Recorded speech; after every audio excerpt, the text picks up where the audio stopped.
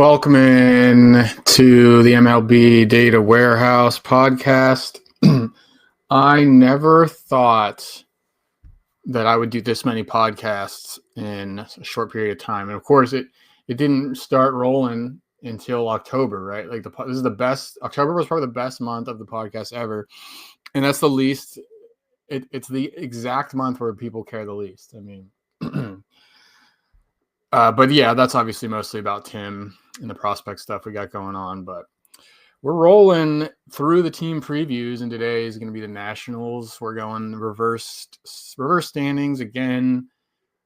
Probably a lot of you will be listening to this well after I record it. It's probably best to ingest the stuff February, March, but I try to keep all that in mind. Of course, free agency just opened up, and things will be changing a lot. I don't know about changing too much for the Nationals, but we'll see. So anyway, like there will be a lot of corrections and stuff. I've got some stuff to announce, some things.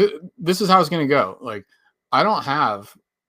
things have been changing rapidly in MLB Data Warehouse for the few years, and I guess that's kind of how any startup company. Not that I'm like a startup company. I don't want to, but any new thing kind of develops. Takes form over years, trial and error. You see what works, you see what doesn't. You have a bunch of ideas, you put them into place, and which ones stick. So maybe some year we'll end up with consistent tools, consistent methods, processes, and stuff. But for now, I'm like kind of throwing stuff at you all the time, and the web app is a big one for that. Like this is all brand new. I learned this Streamlit thing, Python. Streamlit is a way to write web apps in Python with a computer coding language. And I didn't even hear about that till last March. And then I found out about it last March, and I was just like ramping stuff up. I got the Slate Analysis app up pretty early in the season, which was freaking dope. Like I love that thing. But I wasn't really good at any of this stuff until midsummer, and I get better and better all the time. And then I've even discovered that these AI bots are like incredible at writing computer code. Like say what you will about them. Again, this is a repeat of something I say often, but I wouldn't trust the AI bots with like medical advice.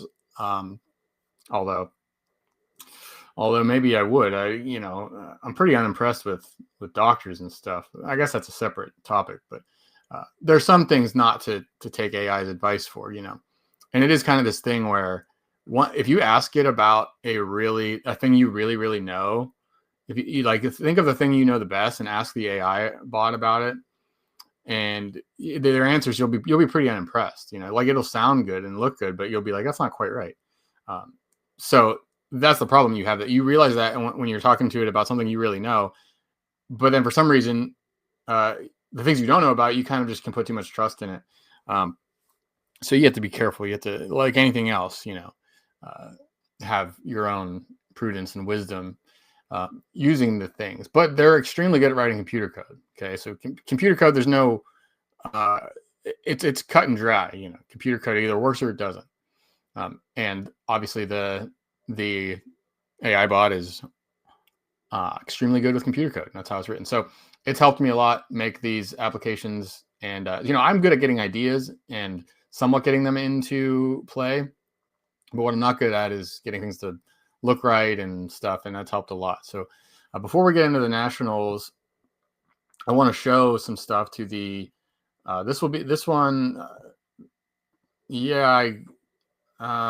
was supposed to be the first paywall team preview, but I guess I don't want to do that quite yet. We'll see. I don't really think things through ahead of time, but let's show this off here. So what you do, and it's a Slate Analysis app. So it's the same link as you had during the season. It's just, I'm going to use this one app for all the baseball stuff. And it's the same link, mlbdatawarehouse.streamlit.app. But you'll need the password, which is for paid subscribers only. This thing is always going to be for paid subs only. And the password will change from time to time. But when you open it up, you see the 2026 ranks. And this won't be useful until February when I finish the team previews, and we're not even close to that, right? Like I've got 5 teams. I started the Angels yesterday, which is the 6th team. I'll try to finish that today or Monday. But yeah, I'm like 1/5 of the way done. And I know I'm making pretty good pace. I mean, it's only November 7th. So maybe these are actually done in January or something like that. But anyway, the rankings obviously aren't, you can't look at a rankings list until all the players are on it. So you see that the Nationals have the top 2 guys at this point, but that's before the Angels even show up here. Although James Wood, I think, does still remain my number 1 after the Angels. But so you have hitters and pitchers here. The rankings, the hitters one looks a lot better because you can color by position. Pitchers, you can only have 1 position. I'm not ranking relievers yet. I always do that last, or I might even try to get somebody else to do that for me. But it's pretty neat. I mean, so before I've always just given you everything in Excel sheets that you've had to go look at, but now we can do a lot better with that. And this will actually look decent on the phone and stuff. And, you hover over each name and you see the little blurb I wrote. And then once these are published, I'm able to add the link in there, and you can click the link and it takes you right to that player write-up. So that's kind of cool. Other big updates here. This is pretty significant, although it's not. So Steamer came out with their season projections. If you're just listening to this, you're missing all of this, but I'm showing stuff on the screen. So Steamer projections came out already. And so that means that I booted mine up. I do use some Steamer input, some plate appearances. That's the main thing, just to kind of get a feel for what other systems are doing, forecasting plate appearances wise. So after Steamer was out, I was able to get mine up. I didn't really look super closely. I didn't rerun the skill stuff, and there's some stuff left to do. But I felt okay about kind of putting them out there for now because nobody's really using them now. But it's fun to look at early on.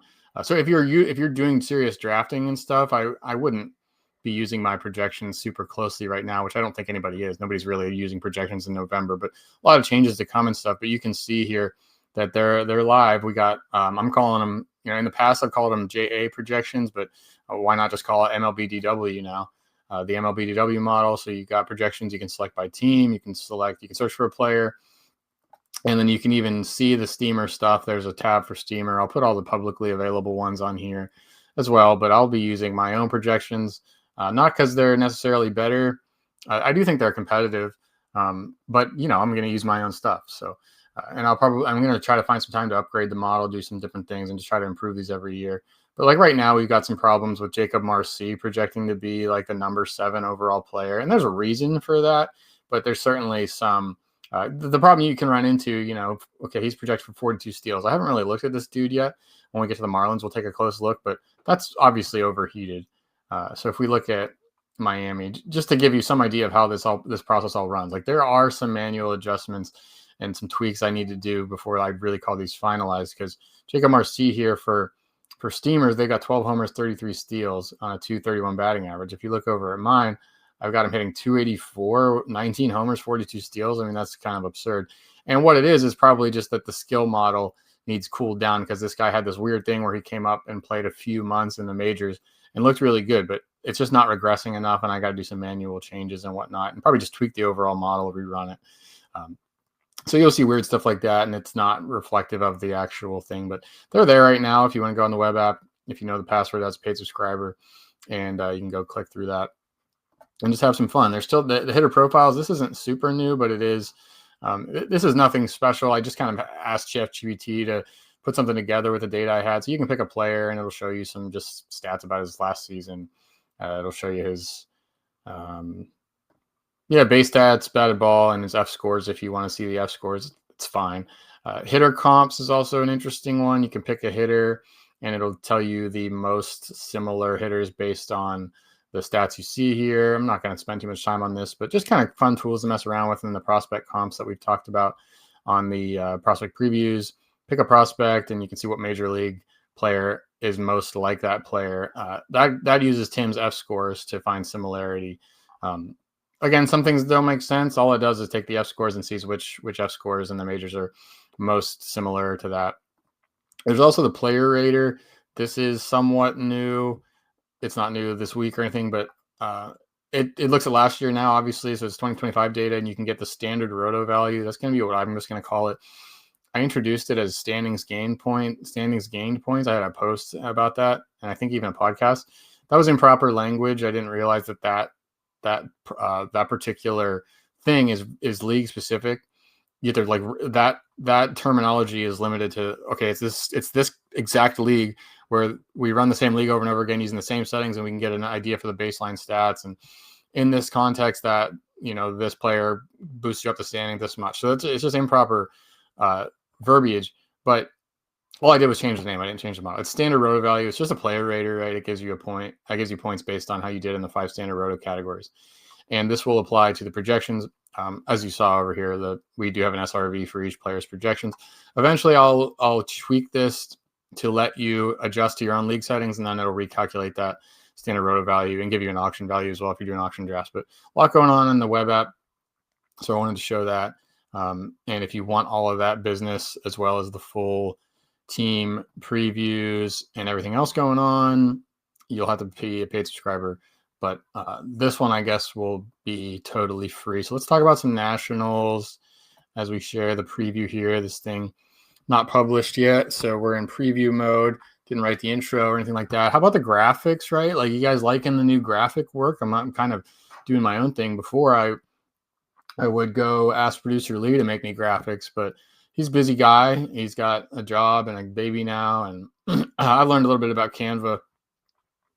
Also, that was something I kind of started doing the summer. It makes it really easy. So I've been doing my own graphics, and it's never going to be great. I'm never going to be the guy that gives you the best looking stuff, but trying to do a little bit better, make things a little bit more aesthetically pleasing. So let's talk about the Nationals. We're going to try to just go through this pretty quickly, I think, this time, although I've said that many times and have not come through on it.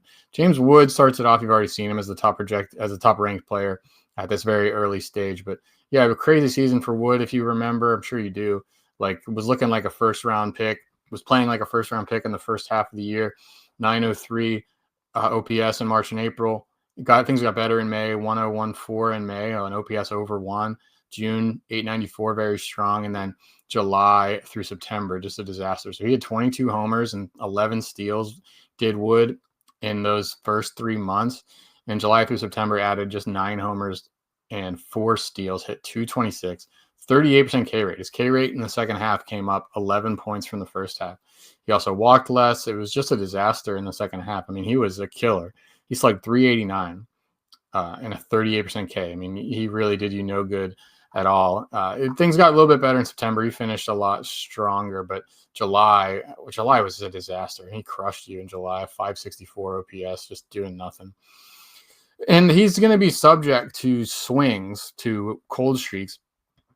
I've always said that, right?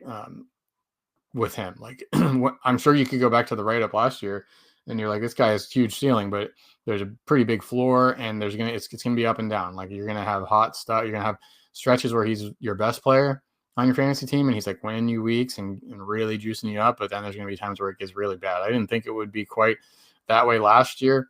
I mean, there weren't really streaks last year. It was like 3 good months, 2 really bad months, and then 1 decent month.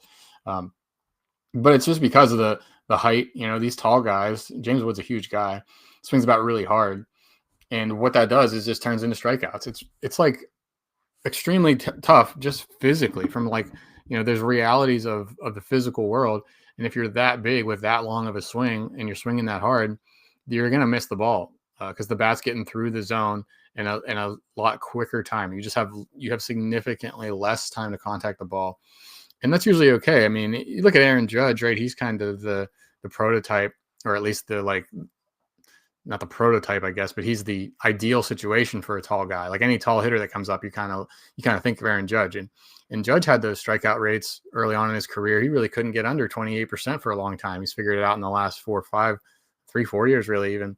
I mean, he didn't really have the huge, massive, crazy breakout season until 2022, I think. 2021, maybe. So it's hard for these tall, and even then, Judge he's still a strikeout guy. I mean, I don't know what it was this year, 27, 26%. Like, he's never going to post a strikeout rate under 20%. So with Judge, he's been so perfect at everything else that it hasn't really hurt him. But James Wood and these other guys, O'Neal Cruz, those two kind of go together in my mind. These tall guys with crazy great skills, but the strikeouts. I don't know if James Wood has any chance of getting the K rate into the 20s next year, or at least not well into the 20s. Like, I don't think it's realistic to think that he has a ceiling per se to have like a 24% K rate, but he should be able to do better than 38%. So what we see here is the zone contact rate. That's a pretty good indicator of strikeouts. From July to September, he had a 73% zone contact rate. And that's bad. You're giving away a lot of plate appearances to the strikeout there. The good news is that other names on the list of lowest Z contact from July to September, I mean, Nick Kurtz is number 2. He's ahead of Wood. Rafael Devers was worse than Wood as well. Acuna and Ohtani are right behind him. Like, as long as you can deal with that, you can whiff a quarter of the time in the zone if you're doing crazy good big damage when you are getting to it, which Wood certainly has the ability to do. Raw power, just like not an issue at all. One of the best exit velocity profiles in the league. Hit a ball 118 last year. EV90 was 112 almost, like just crazy good. The other issue is with Wood. Again, I'm trying to just like make things brief, but his launch angles aren't great. He doesn't air pull a ton. I have that here somewhere. 10% air pull rate is 5 points below the league. 38% sweet spot. It was actually pretty good. 21% bull rate. 21% pull rate on barrels and a 21% fly ball rate. So he's just very rarely hitting the ball in the direction at the angle that you really want to, and that's held the home run production down. What was it? 31 homers last year. That's pretty good. But for a guy with this kind of power, you would want him to be you'd think he could be a 40 homer guy. But the fact that he's giving away so many plate appearances and strikeouts, and he's hitting the ball the other way so much, which is good. Hitting the ball the other way is good for base hits. It's good for doubles, but it's hard. It makes it tougher for you to pile up homers. So I actually do have the projections now. I didn't have this in this written piece, but we might as well go ahead and open that up for each guy. So let's go to Washington. So this year I've got him for a 259 batting average, which is pretty darn good. 26 homers, 14 steals, and 513 plate appearances. So we're a little bit low on the plate appearance. On the playing time, that could certainly come up, but you can see, like, we're not projecting a 35 homer season. The steals are there, but they're not, he's not going to lead the league in steals or anything like that. And the batting average, I think that's pretty aggressive, 259 batting average, because on a 30% K rate, you got to have a really high BABIP to do that. He is a guy that can have a high BABIP, and the sky's the limit for Wood, but it's really hard to say, if you were sitting there in July 1st last year, you were like, okay, James Wood's an easy late first round pick next year, but turns out he's probably more like a third rounder with some risk. You can't feel great about it, right? I mean, I feel pretty good about him getting to 25 homers, 15 to 20 steals next year. Like, you'd be pretty confident about that. And we also know that his ceiling is like, he does have 35 to 40 homers ceiling if he can kind of figure out the launch stuff, pull the ball more, really drop the Ks. But and then he's got 25 steal upside as well. So you can put it all together. I mean, the ceiling's there, but he's not really the safest bet. So he'll end up probably in that 3rd to 4th round range, and he'll be someone you don't want him on every single team you draft, right? Because it can go pretty badly at times, as we saw. CJ Abrams, just kind of quietly good last 3 seasons, 250. Last 3 years for Abrams. In 2023, he hit 245 with 18 homers and 47 steals, so the big steal year. 2024, he hit 246, 20 more homers, 31 steals, and then this year, played 144 games, stayed on the field, hit 255, 19 homers, 31 steals for CJ Abrams. So 20 homers, 30 steals, right around there every year. You average that out. He averages about 19 homers and 34, 35 steals. Like, that's pretty great. Batting average has never been good, but it's never been bad. It's just kind of the floor. It seems to be here for Abrams. 20% K rate this year. Actually, a tick under that. It doesn't walk much, but you really don't care. You don't care too much about that in Roto, standard Roto at least. OBP leagues, he gets a little bit of a dip. He gets penalized a little bit in that. One thing I didn't say about Wood is that he is a pretty high walk guy. He really doesn't swing the bat, so he actually gets a little bit of a boost in OBP leagues and points leagues. Abrams, not the case for him. He swung a career low 51% of the time this year, a little bit more patient. Still didn't take many walks, though. Still a sub 6% walk rate. He's just not a guy that pitchers are avoiding. They're kind of okay with him getting the ball in play. They really just don't want to walk him with the speed, and his power is only, it's league average power or so. He's just not a guy that you're like, oh, we can't throw a strike to Abrams because he'll make it really hurt. But yeah, I mean, just a solid player. It's a good mid-round guy. I mean, he'll probably be a 5th or 6th rounder, maybe. I could look at the ADP. I also have that ADP dashboard, which I've showed already.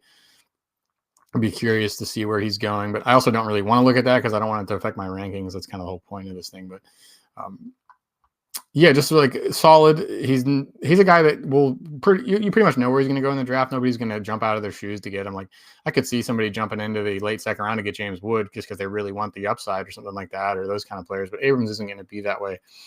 I wouldn't go out of my way for him, but he's a nice 5th or 6th round pick to grab some steals without hurting you anywhere, and that's the kind of player he is. The one thing I note in this article, and I try not to get into the narrative stuff too often, but his OPS by month, I looked at it. Career OPS by month. April and March, he has an 805 OPS. In May, he's got a 682.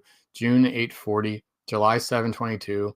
So a little bit of variance there, but all like, 700 OPS is about average. And then he's had a couple months well above the average. But then in August, he's a 588 guy. And in September, he's 693. So he's really mailed it in the last couple months. I don't want to say that there's definitely something to that. It's been a relatively short career for him. That stuff can happen randomly by chance, no doubt. But you do start to wonder if he's a guy that just can't really stay focused for 6 months. Obviously, it doesn't help being on the Nationals, as they're always near the bottom of the pack in that division. So it's something to consider. I mean, all the numbers we talk about are season long, and it's like he's getting there. He's getting there to find roto value. And who knows, maybe the Nationals kind of break out next year and they're a little bit more competitive in August and September. That might help him. I can't say for sure because I don't know for sure that this bad late season performance is about the team. It could also be about fatigue. It could be just totally random, but there's a story to tell here. Maybe you could convince yourself that he's just mailing it in August because he's tired of losing and he wants the off season to come and there's just nothing to play for. And that would actually be good for him because he's had good seasons even with that. And then if he can lock into a season where maybe he's refocused, maybe he starts playing he'll be playing for a contract at some point here pretty soon. He's got to be getting somewhat close to free agency. I should fact check that, but I don't remember him getting a long-term deal or anything like that. And he seems to be around the service time range where he'd be, at least arbitration and stuff. So anyway, any more motivation late in the year probably helps him. Not probably, but could very well help him. So the projection on Abrams, looking around 18 homers, 24 steals, 245 batting average. He's pretty easy to project. That's kind of just who he's been. It's pretty low steals projection, honestly. But that's Abrams. Dalen Lyle is an interesting one. I actually wrote an article about him back in September, kind of late season breakout stuff. Where are we at here? Dalen Lyle. So he had a really nice time in the major leagues, 91 games for the Nationals. He hit 305. He slugged 511. He hit 9 homers, 8 steals. That's a 15-15 pace with a really good batting average. The story with him was launch, like perfection and launch angle stuff. So the issue is you really expect regression on his batting average. He hit 269 and then 262 in the minor leagues. That makes the 300 major league batting average seem like that doesn't make any sense. So as a guy that's mostly valuable, it seems to profile as mostly a batting average guy, like decent power, decent speed. But if you're hitting 260 next year, he's not going to be worth a ton. He led the league in sweet spot rate. Is that true? Did I write this? He was way up there. So there's some regression on that. Anytime you lead the league or near the top of the league in sweet spot rate, you'll probably regress toward the mean the next year. Vice versa, that is true as well. The opposite of that is true as well. Like if you're at the bottom of the league, got a good chance to come up. But anyway, the projections, let's actually use the Steamer projection for Lyle. I'll probably feel a little bit better about their projection at this point. 460 plate appearances, 10 homers, 12 steals, 269 batting average. So you see that average projection coming way down. I'm at 292 for him, but again, I'm probably not regressing enough for the sweet spot stuff. Anyway, I don't think he's, with the K rate being around a 17% projection, lower, below 20%, he makes a lot of contact, 17% for both models here. You're not going to get a bad batting average from him. I mean, if Steamer's right and he hits 270, that's still a plus in today's league, right? When the league batting average is 240 or whatever. So you can take that. So maybe a 10-10, maybe a 15-15 guy with a 275 batting average. There's something to be said there, but I think he's just going to be a little bit overpriced after what we saw late in the year because he was people have pretty good feelings about him if they picked him up late. But I don't know. The market's pretty smart. The price will probably be okay. Dylan Cruz next, 23-year-old. Remember he's kind of been showed up by Paul Skeens. He was picked right behind him in that 2022 draft.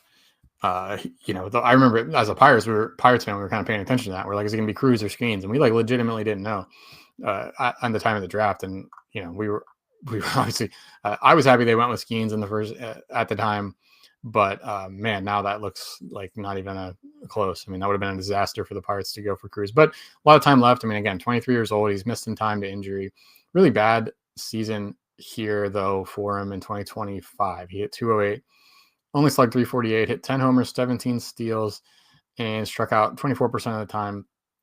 In 2024, that quick rookie year, I'm not even sure if he qualified in 2023 2024, if that was his rookie year or was it last year, it doesn't really matter. He was hitting 218, slugging 353 in his 31 games in 2024. So career 631 OPS for Cruz. He hasn't been good. We're betting on the skills, though. We're using the daily, the MLBDW 10 commandment about forgiving early career numbers from prospect hitters. Cruz, he's well over the 100 plate appearance mark now, but we're still expecting some improvement. We still, I think that the smart money would still be on him being a legitimate major league player. 106.5 EV90 last year, 73rd percentile bat speed, 89th percentile sprint speed. Skills are there. Obviously, the number 2 overall pick in the draft, that was for a reason. He's a talented guy, still young, getting his feet under him. You can somewhat forgive last year because the injury. I mean, he missed a lot of time last year. That's tough to do, especially with someone for so little experience. So I'd like to be on the buy side of Cruz. None of the projections are going to be great on him because we have seen, we've seen enough of him to grade him to get projections in on him. Just using his major league data, and his major league data hasn't been good. But I'm betting on the skills. I'm betting on the improvement, and I'll try to. I'm gonna be over. I'm going to be more aggressive on him than the projections would have you saying. So Steamer right now, 242 average for Cruz on a 21% K rate, 17 homers, 21 steals though. And that's not even in, that's being pretty, we're pretty light on all these plate appearance projections so far. He could add, the projections for 515 plate appearances in Steamer for Cruz. So you could easily, if he stays healthy, he easily adds 100 to that. And then, so raise the 17 homers to, add 20% of that, add 3 homers to it, 20 homers, 24 steals. Power speed's there, the skills are there, everything's there. Just we got to see a little bit of improvement, a little bit of pedigree. My model over here on Dylan Cruz, 19 homers, 23 steals, 245 batting average. Pretty good. I mean, a sneaky 2020 guy that's going to be pretty cheap. I'm not saying that there's no guarantee that he's a 2020 guy. He hasn't hit homers at that rate, but he's fast and he's willing to steal. So if the bat speed's there to have a big power breakout. So I think this could be the big breakout year for Dylan Cruz, and I'd like to buy in again. I was saying the same thing last year, but I'm going back to the well. I think he'll probably be on the breakouts list. I should go add him now because I don't know if I actually did. Let me add that to a note so I can do that because I do think he's a fantastic breakout pick. Add Dylan Cruz to breakout. We're doing it live. Luis Garcia Jr., second baseman for the Nationals. He's been around for a long time, but he's still only 25. This is another guy that debuted at 20 years old, him and Abrams. They've been around. You've been playing them in fantasy, or they've been in the fantasy game for 4 or 5 seasons now. And then you look at them and they're still only 25. They debuted really young. So, but I think we know who Luis Garcia is. 2024, he had the breakout season. He had 18 homers and 22 steals. That was a really nice season for him. He hit 282.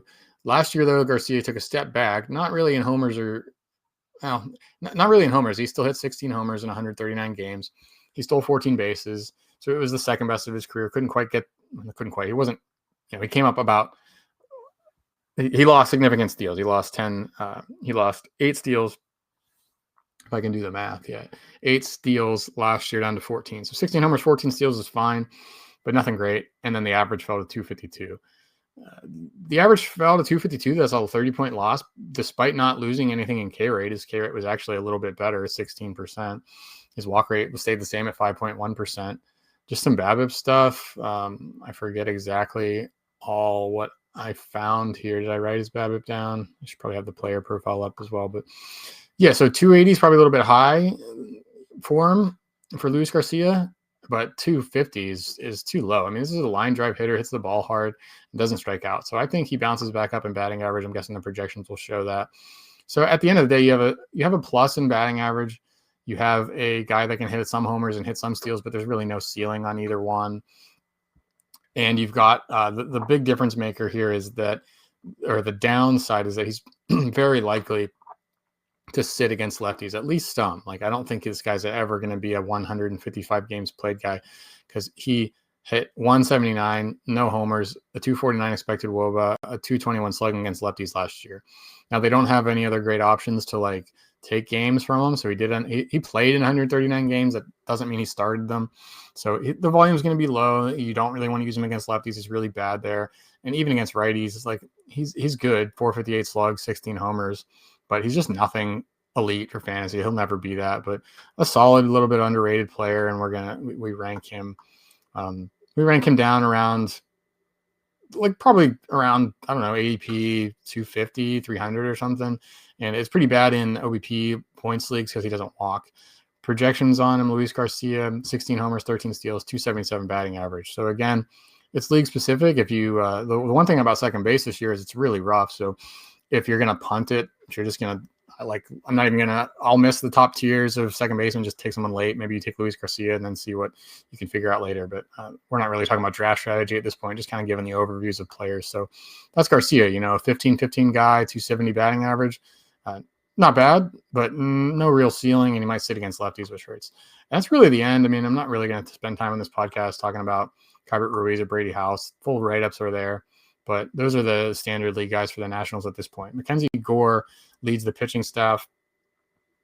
There's a buy low window, I guess. Remember this season for Mackenzie Gore: first 15 starts, 2.89 ERA, 1.14 WHIP. 34% K rate, almost 33.6%, 6.5% walk rate, allowed 1.03 home runs per nine. Was looking like an ace, was looking like a guy that might get Cy Young votes. Then the last 15 starts, 5.72 ERA, 160 WHIP, 20% K rate, 12% walk rate. I mean, so the K to walk went from 26%, 28% almost even in those first 15 starts, fell to less than 8% in its last 15 starts. It just totally fell apart. I don't know if it was fatigue or I don't know. Usually the answer here is that he was overperforming in the first half and he underperformed in the second half. There's also an injury that maybe was to blame for some of it. He missed some time. Did finish the season healthy, though. He made a couple of starts in late September. It was left shoulder inflammation August 30th, so that was very late in the year. But he came back from that, so that was good to see. Like, you would think that a left shoulder thing on August 30th for a player on a bad team, a pitcher on a bad team, would just end the season. But they were so confident about the health that he came back and got back on the field in late September. So that was good to see. And I don't think we should have any health questions. The fastball velo was ticking down. I don't know. Maybe he just put out too much. He was just exerting too much early in the season and just everything kind of caught up to him. But yeah, you've still got to think he's got SP3 upside in fantasy, right? Like, it's a landmine. It can go terribly. I mean, he was like the worst case scenario for you last year where, and it was good. You loved the first half production, but that first half production, him being probably your fantasy ace on your team, that made it so you held on to him. Like, you probably gave it all back, holding on through extra starts because you remembered how good he was. He was so good. You were wondering if you could capture that, and you probably just wrote it out the whole way and you gave all the positive back. So it's a question for you. I mean, do you want to go for the high upside arm where it could be total disaster, or I lean forward to buying low on him. People are not going to be high on him. They're going to kind of forget the elite first half and focus more on the horrible second half, and that's a chance to buy in. Depends on the price, of course. Projections aren't nearly as useful, in my opinion, for pitching. I really just like to use my own analysis, my own rankings, rather than looking at the projections too closely. But it's worth at least looking at here. So let's go to the Nationals, see what Steamer. I'm going to defer to other systems most of the time with pitching. So Mackenzie Gore, we've got 176 innings, 3.76 ERA, 1.25 WHIP, 193 strikeouts, 9.9 K per nine. So that's the story with Gore. Reliable source of strikeouts. He'll have some great starts. He'll have some great weeks, but the command's never been consistent. I mean, the command was great at the beginning, but he's never shown the ability to put up good walk rates over long periods. He's had home run issues in the past. It hasn't really been the biggest issue for him lately, but it's just a high volatility guy. And so it's up to you, man. I mean, the cost is going to be cheap, I'm sure. You can pull up the ADP, you just see what these early drafters are thinking about him. I'd guess, I don't even know what I would guess. I haven't looked yet. So let's see. Gore right now is an ADP early on of 221. So, you're well into the teen rounds before you have to take them, and that makes some sense. But I'd say that there's a buy opportunity there. It'll be interesting to see where that price goes. If you're in a league that just counts raw strikeouts, I mean, that's a boost for him. I guess it doesn't even matter, even a strikeout rate league. He's really good at striking guys out. So league specific, and just kind of, are you playing for ceiling or are you playing for safety? If you're playing for ceiling, Gore's a good buy low. If you're not, then you don't want the guy. Cade Cavalli is the other guy that's probably in. Let me see that list of pitchers. See what Nationals pitchers have been selected in these early drafts in the first 400 picks. It's really only Gore. The only starting pitcher under an ADP of 350 is Gore at 221. And then Cade Cavalli is here at around pick 400, which takes him out of standard leagues. But man, I found some stuff on Cade Cavalli. And the people, if you've made it through this podcast to this point, I've been quiet about it so far. I haven't let out the, I haven't erupted on this guy yet. And I might even try to keep this one a little bit close to the chest. But he's going to be on the breakout picks article for sure. I'm going to be taking a lot of him in early drafts. And I don't know, like, it's a little bit specific, but let me make my case for it here. Cade Cavalli is the most interesting national to me by far.